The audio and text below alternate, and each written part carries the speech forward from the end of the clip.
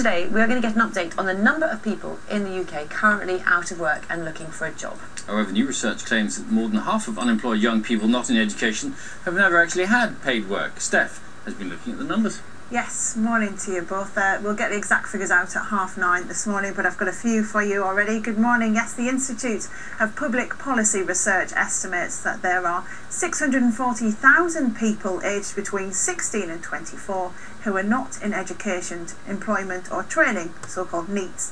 And recruiters claim that some of those looking for work are being too fussy about which jobs to take. But many young people feel that holding out for the big role, the career that they want, is only possible if they're not working full-time, as Arthur Chonka, who wants to pursue a career in photography, explained to us.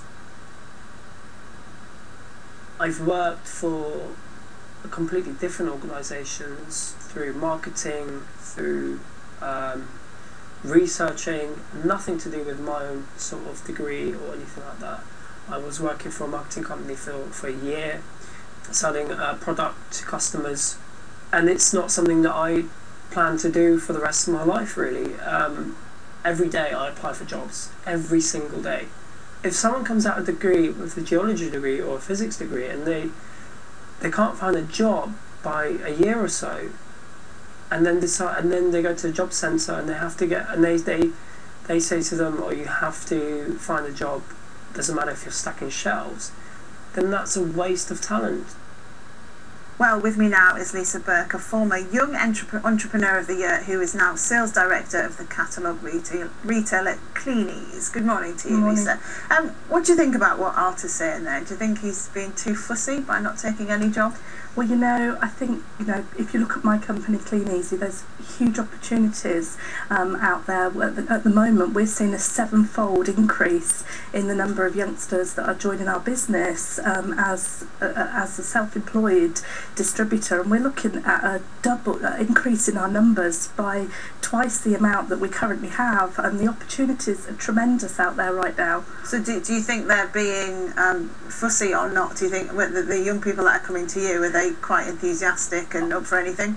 Absolutely, we're seeing the trend growing, and the message is getting out there. I don't think we can underestimate the social media and the way that people are communicating, the youngsters are communicating, and we're finding now that people are saying, yes, we do need to look at alternatives. We can't all take the perfect dream job, and we're offering those opportunities in the marketplace right now. It's interesting how many comments and views we've had on this people have sent into us. I just want to tell you a couple of them. Simon Carter on Twitter says he's recruiting for a high quality apprentice role last week, planned to interview 8 young people but only 3 turned up. Very sad.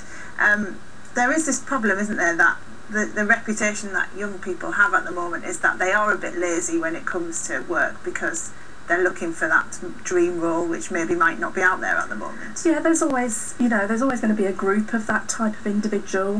What we're finding actually is the message is getting out loud and clear that you actually need to look at alternatives, and that's what we're able to provide through Kleeneze. So we're very focused on ensuring that people realise there are alternatives, there are ways that you can make money and have a great income, and not necessarily go down the traditional route. Do you think young people are prepared for the world of work when they come to you? Not always.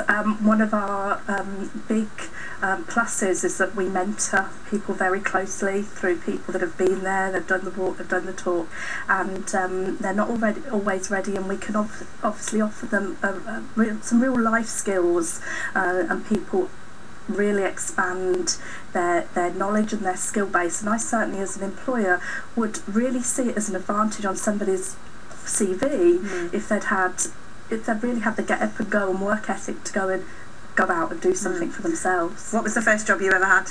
Well, I actually started in direct sales at the age of 19. I was training to be an accountant, and I stayed in the industry. 25 years later, I saw an opportunity, and I saw a fantastic industry where I could build my own business and create an income and change my life. There you go then. So it's fantastic to be able to offer that to other people. Okay, thanks very much for your time. My first job, if you want to know. I was going to ask. I worked for Claire's Accessories, and